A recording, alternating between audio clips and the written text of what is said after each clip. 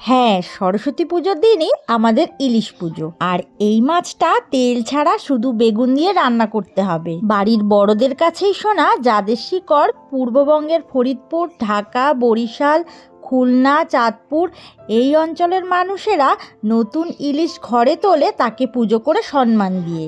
আর আমাদের বাড়িতে সরস্বতী পুজোতেই এই নিয়মটা করা হয়। বাড়ির বড়দের ধারণা ছিল নতুন ইলিশ পুজো করে নিয়ম মেনে রান্না করে খেলে সারা বছর ভালো কাটে আর সংসারে ঝামেলা কম হয়। মাছটা কেটে ভালো করে ধুয়ে তার মধ্যে নুন আর হলুদ মেখে রাখবো। আর এই মাছটা তেল ছাড়াই রান্না করব। কড়াইতে জল গরম করতে বসিয়েছি, তার মধ্যে নুন দিয়ে দেব আর ঢাকা দিয়ে জলটা ভালো করে ফুটতে দেব। একটা মশলা শিলে বেটে নেব।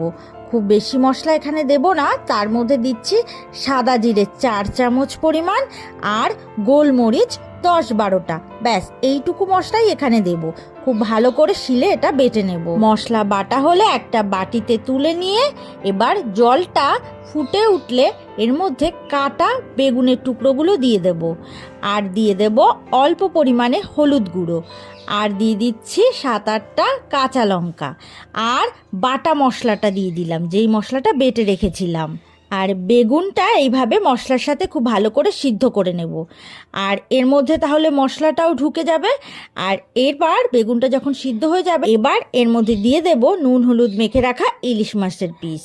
আর কোনো কিছুই এর মধ্যে দিতে হবে না, তাতেই এই মাছটা এত ভালো হয় খেতে যে না খেলে বোঝানো যাবে না। কাদের কাদের বাড়িতে এই নিয়মটা আছে কমেন্টে কিন্তু অবশ্যই জানাবেন। আজ তাহলে এই পর্যন্তই, আবারও নতুন কোনো ভিডিওতে দেখা হচ্ছে। সুস্থ থাকুন, ভালো থাকুন, টাটা।